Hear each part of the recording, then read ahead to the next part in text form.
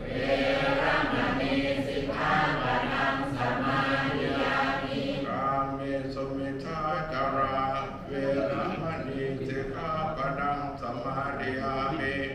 กาเมสุมิชฌาจาราเวรมณีสิกขาปะทังสมาธิยามิมุสาวาทาเวรมณีสิกขาปะทังสมาธิยามิมุสาวาทาเวรมณีสิกขาปะทังสมาธิยามิสุราเมรยมัชฌปมาทฐานาเวรมณีสิกขาปะทังสมาธิยามิสุราเมรยมัชฌปมาทฐานาเวรมณีสิกขาปะทังสมาธิยามิอิมานิปัญจสิกขาปทานิสีเลนะสุขติยันติสีเลนะโภคสัมปทาสีเลนะนิพุติยันติตัสมาสีลังวิโสภะเยสาธุพระมาจโลกาธิปติสหัมปฏิกะอัญชรีภิวรณายาจตสันติทัสสะตปรัชกชาติกาเทเสตุธัมมังอนุกัมปิมังปัจฉังปฏิสดาวันนี้เจ้าหน้าที่จะได้เทียบเครื่องที่ทำกันเทศดังจะได้เบิกผู้ที่มีพระนามเป็นเจ้าภาพเข้าถวายตามลำดับ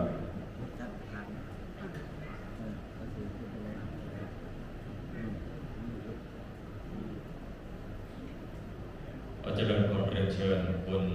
โรจน์รัตน์คุณชนอยุธยาได้เข้าถวายจิตปัจจัยเครื่องที่ทำกันเทศและพระเดชพระคุณหลวงแสดงพระธรรมเทศนาสืบไป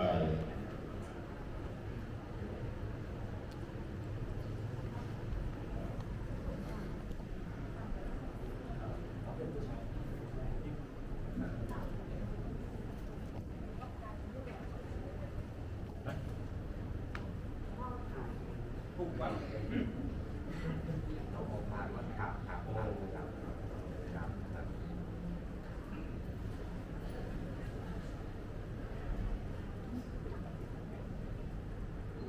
เอาเสียสีอาเสียหรือว่าเรียนผู้น้องถวายพระองค์กันสาธุการพร้อมกันสาธุ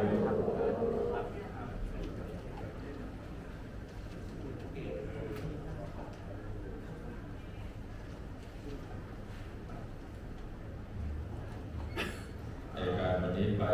เราได้รับพระพระเดชพระคุณทรงแสดงธรรมได้อนุโมทนาหลวงพ่อมาด้วยความปลื้มปิติยินดีมาร่วมงานมากราบศพตอนนั้นอยากได้บุญเต็มที่เหมือนกันก็ขอถวายการเทศน์นี่คืน20,000เนี่ยเอาสาธุ นิมนต์ไปอยู่วัดจังหวัดรับภาวนา เวลาหลวงพ่อกลับจะไปกองพระโอ้บุญกุศลช่วยรับผ่อน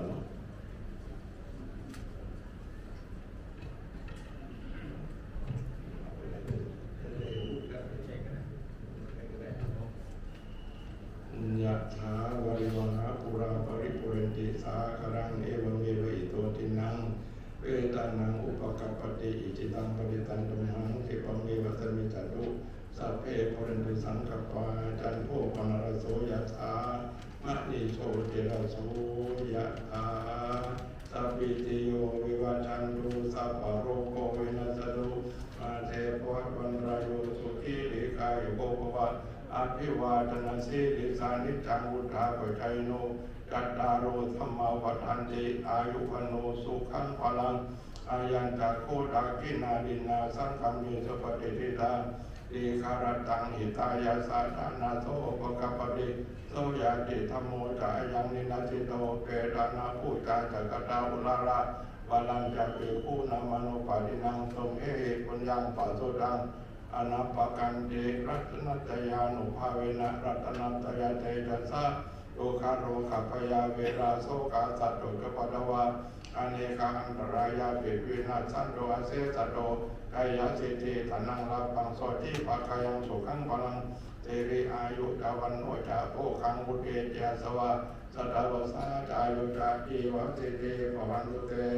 ภวตุสัพพมังกาลังรักขันตุสัพพเทวตาสัพพพุทธานุภาเวนะสดาโสติภวันตุเตภวตุสัพพมังกาลังรักขันตุสัพพเทวตาสัพพธรรมานุภาเวนะสดาโสติภวันตุเตภวตุสัพพมังกาลังรักขันตุสัพพเทวตาสัพพสังฆานุภาเวนะสดาโสติภวันตุเต สำหรับการแสดงพระบรมวชิรโกศลเบื้องต้นก็เสร็จสิ้นหลังจากนี้พระเดชพระคุณก็จะกลับที่รับรองก็จะเป็นการบำเพ็ญกุศลสืบเนื่องในการสวดพระพิธรรมตามลำดับแต่ที่เราได้ทราบแล้ววันนี้มีท่านนายอำเภอสวัสดิ์เดชพร้อมด้วยองค์พระเดชพระคุณผู้เป็นพระมหาเถระมากมายประการอีกสักครู่หนึ่งก็จะได้กราบพัฒนาพระพิธีธรรมสิบรูปที่จะสวดธรรมบรรยายในการสวดพระพิธรรมได้เมตตาเพื่อสุขอาสนะสงฆ์ก็จะได้ประกอบพิธีในการบำเพ็ญกุศลตามลำดับอันนี้ก็การพัฒนาพระสงฆ์ที่ตรวักสิบรูปที่จะบำเพ็ญกุศลในการสวดพระพิธรรมได้เมตตาเพื่อสุขอาสนะสงฆ์เพื่อบำเพ็ญกุศลในการสวดพระพิธรรม10 ไปแจ้งเพื่อทราบในวันพรุ่งนี้ครั้งหนึ่งเกิดท่านใดเดินทางกลับก่อนในช่วง9 นาฬิกาเราจะพร้อมกันที่สราบำเพ็ญกุศลนี้เพื่อที่จะเคลื่อนสรีระสังขารในการเคลื่อนที่ของที่พระราชทานเปลี่ยนเบน3 รอบตามที่พระบาทสมเด็จพระเจ้าอยู่หัวนั้นทรงให้มีการออกมีพระราชทานบำเพ็ญกุศลตั้งแต่วันที่31และก็วันที่1 กุมภาพันธ์เป็นต้นไปหลังจากพร้อมกันที่มณฑลพิธีนี้9 นาฬิกาจะได้ประกอบพิธีในการขอขมาเสร็จสิ้นแล้วจะตั้งเรื่องขบวนโดยจะมีกองพิธีการวัฒนธรรมจังหวัดสกลนครที่ได้จัดเตรียมไว้จึงในเรื่องขบวนก็จะมีอย่างที่ได้กล่าวในเบื้องต้นแล้ว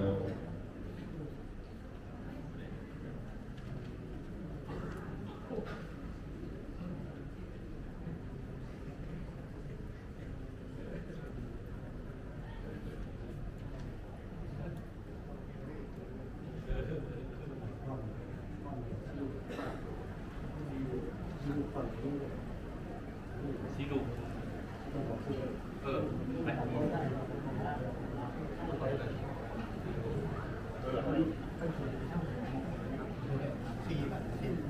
นิมนต์4 วัน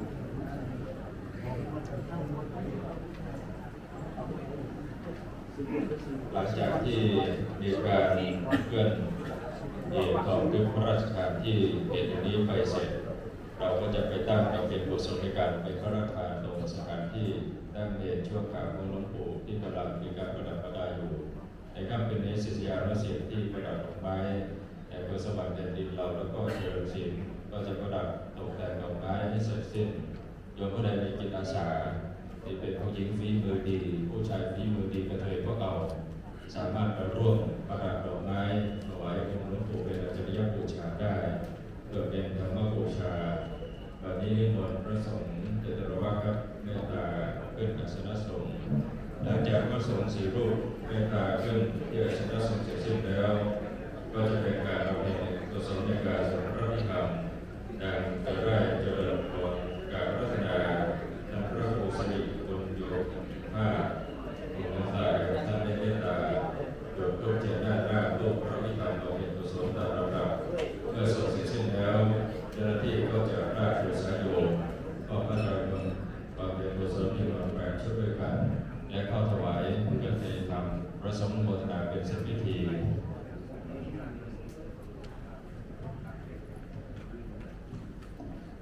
บัดนี้พระสงฆ์เจตรวัก4 รูปในเมตตาประจำอย่างอัสนะสงฆ์แล้วก็จะเข้าสู่พิธีในการบำเพ็ญกุศลเจ้าหน้าที่เทียบตรวจเทียนชนวนบัดนี้ก็กับพระนาท่านพระครูสิริคุณโยมผ้าตาแอมได้เมตตาจุดทูปเทียนด้านหน้ากระฝังมุกด้านหน้าตัวพระพิธรรมตามลำดับกับรัตนาด้วยความเคารพอย่างสูงทุกท่านประนมมือ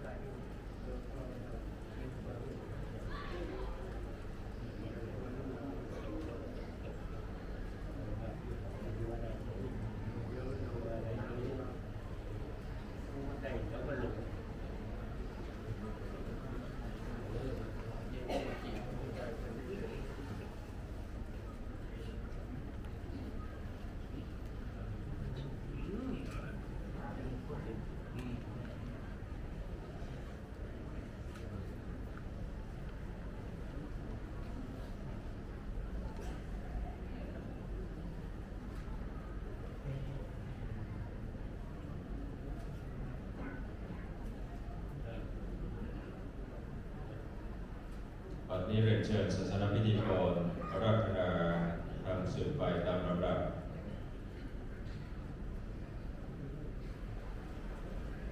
พระมาเจโลกานิปติสหัมปฏิกนัญชเรทิวรังยาจทะสันติหัสสตตพระชกชาติกาเทเสตุธัมมังอนุกัมปิมังปัจจัง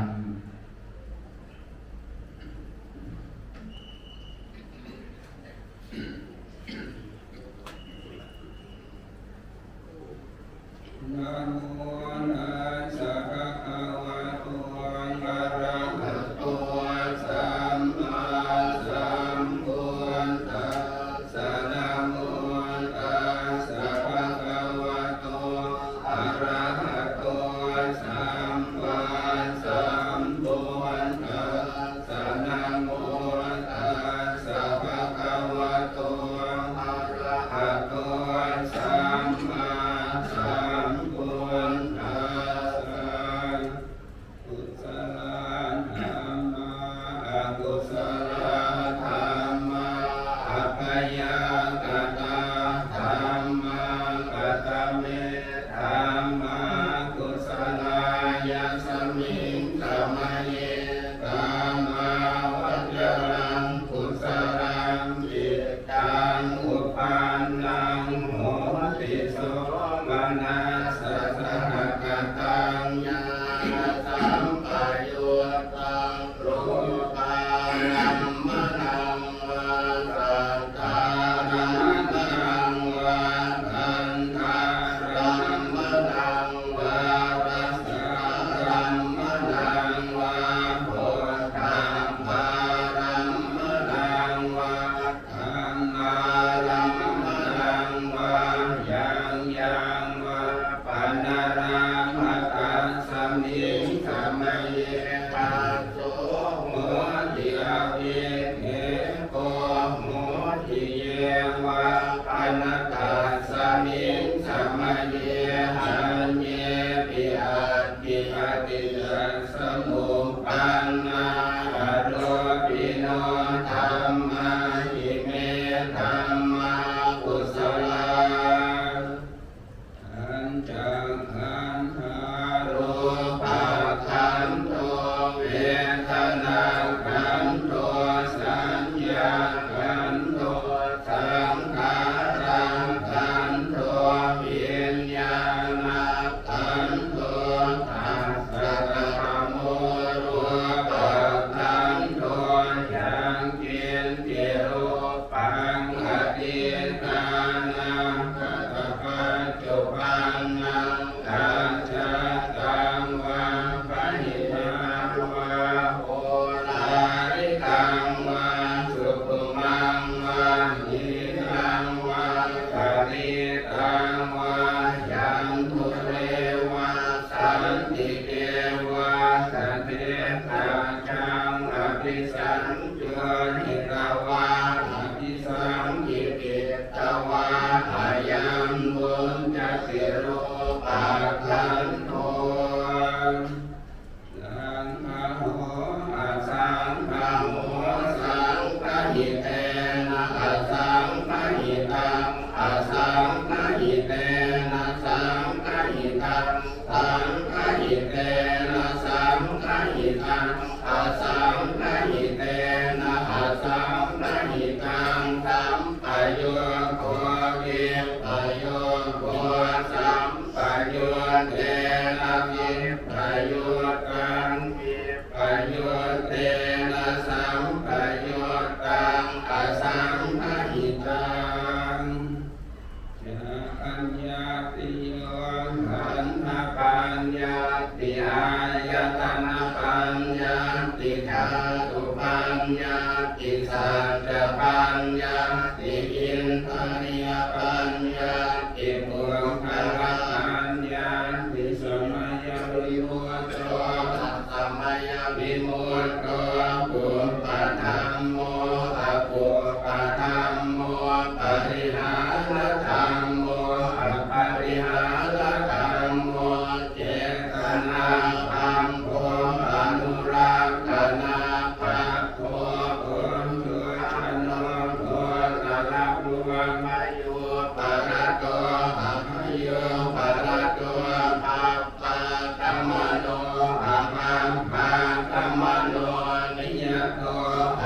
ยตัวปฏิปันนโกปะเรนติโตอะระหะอะระหะตายปฏิปันโน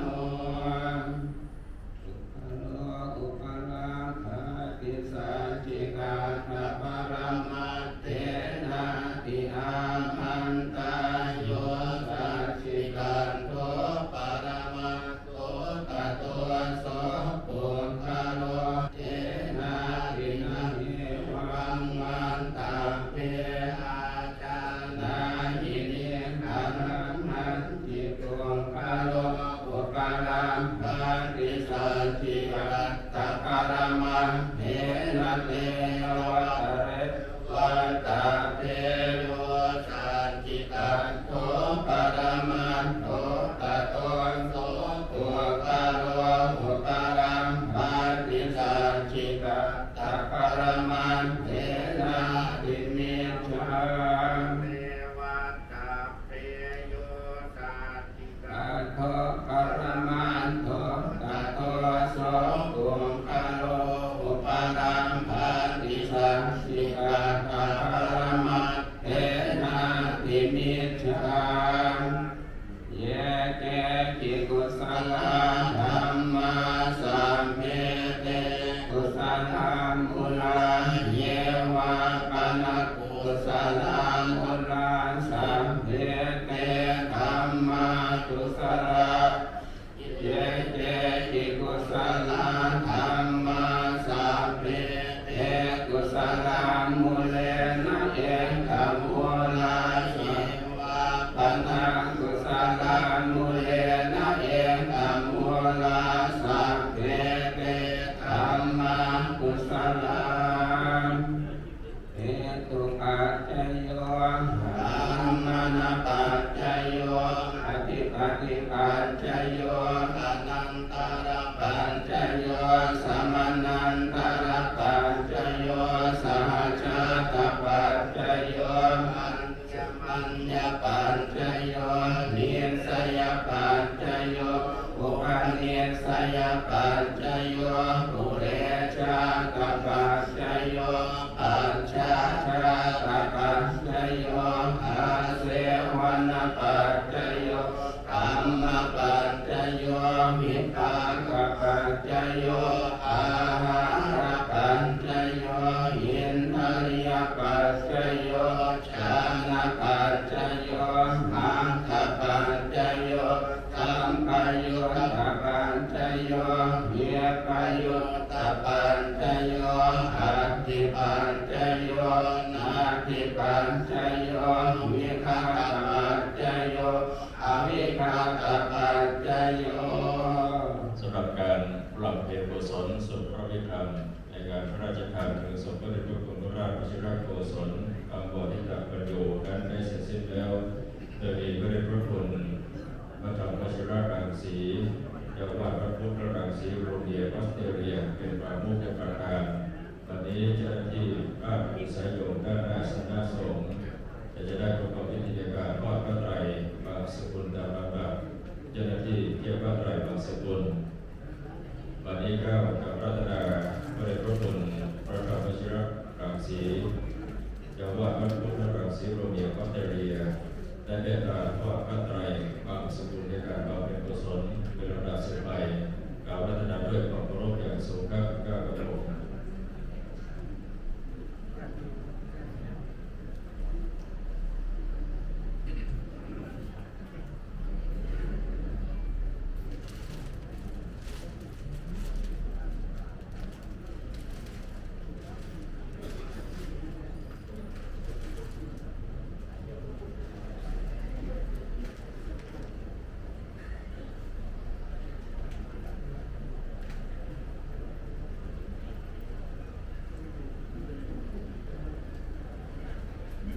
จุดที่สองเราจะเริ่มเรียนเชิญศิษยานุศิษย์ในหลวงปู่พระบ่อประกอบไปด้วยแม่ชีมิ่งหวังชันชัยบุญสุพรรณาบุญสุภักดาสมบูรณ์พันธ์บุญสุปราณีทรัพย์สมบัติคุณธนาชายาวิสาร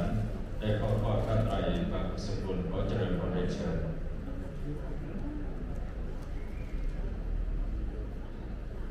อ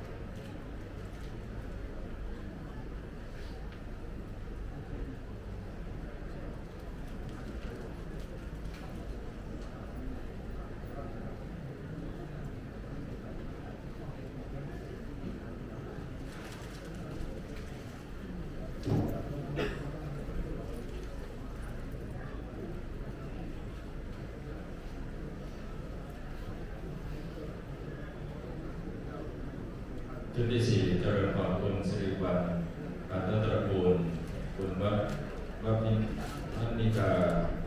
การตระกูลคุณเกษมการตระกูลคุณอินทิราการตระกูลได้ครอบครองพระไตรปิฎกสกุลเจริญพรเรียนเชิญ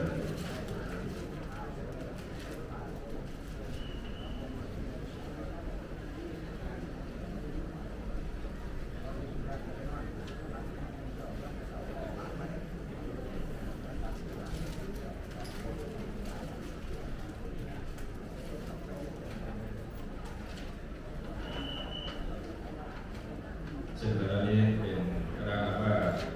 โดยเกี่ยวข้องด้วยญาติของคณะของในกุศล15,000 บาทคณะที่5ก็ค่านิมิตคุณบุญเลิศใจทองของด้วยคณะบำเพ็ญกุศล15,000 บาทและเจริญพรเรียนเชิญได้เข้าร่วมพระไตรปิฎกสกุลตามประกอบไปด้วยเงินก็ค่านิมิตของคุณบุญเลิศของไทยคุณตระกูลเพื่อกิจสกุล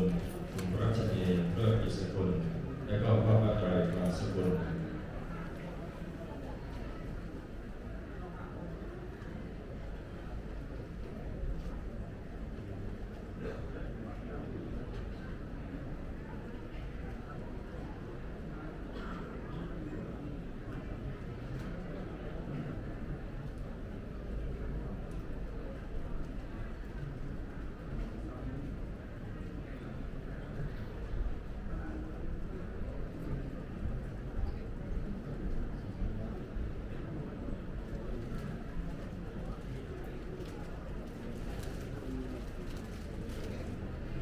ชุดที่6เจริญพรเรียนเชิญครอบครัวคุณชาวบ้าน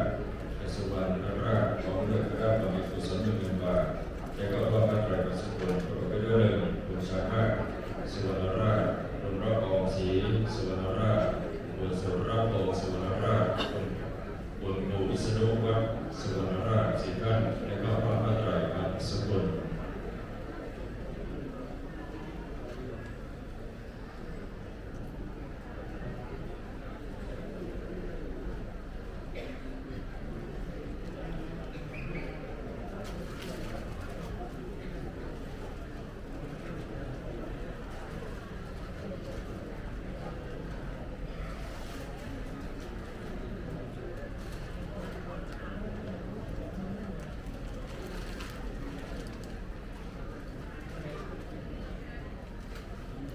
ชุดที่7คณะของคุณแม่สำรี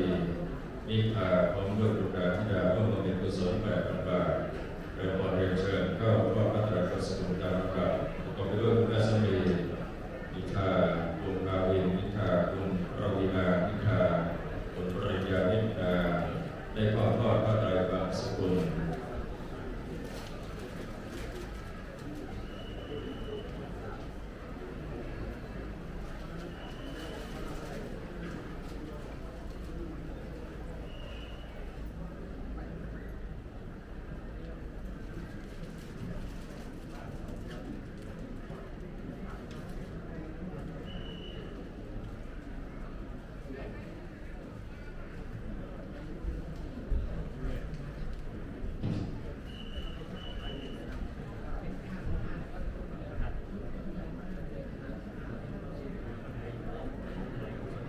คณะที่8คุณพ่อสุรินทร์แม่สมจิตแสงส่องคุณฐานัญญาแสงส่องได้เข้าตัวแทนแม่ชี4 ท่าน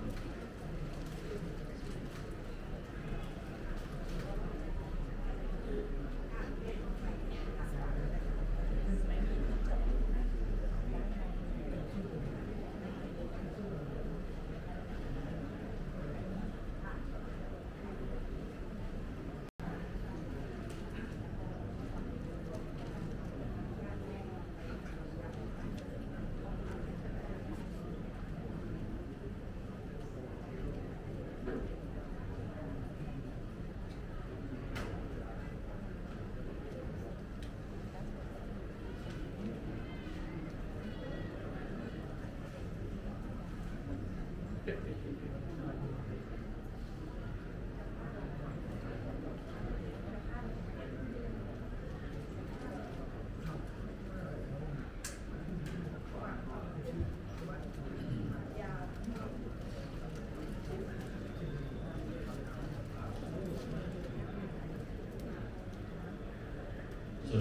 ดท้ายเราจะเรียนเชิญคณะแพทย์กองใบศิริรักษ์พร้อมด้วยคณะสิทธิ์ท่านได้เข้าเฝ้าพระไตรโลกสกุลตามลำดับและจะเรียนเชิญคุณสมหวังรัตนไตรัยได้น้อมถวายเครื่องในธรรมแด่พระสงฆ์ที่ทรงรับธรรมสี่รูป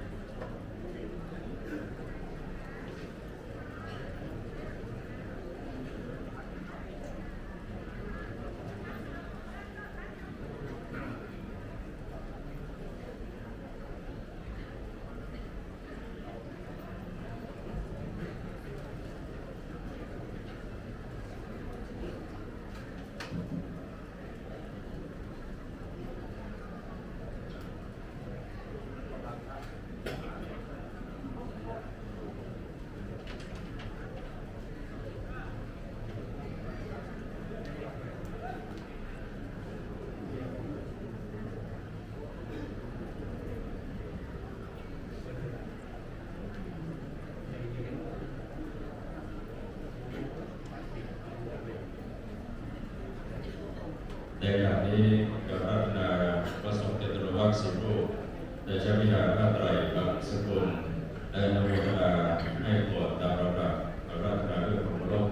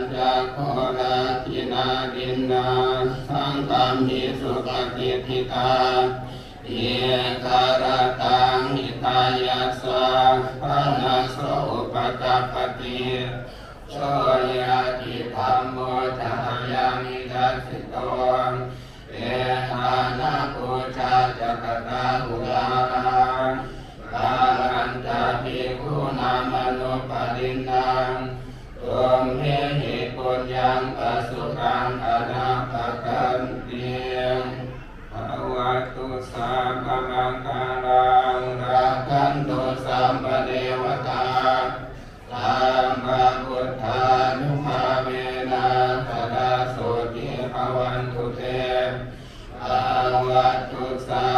มังคลังราคันตุสังฆเทวตา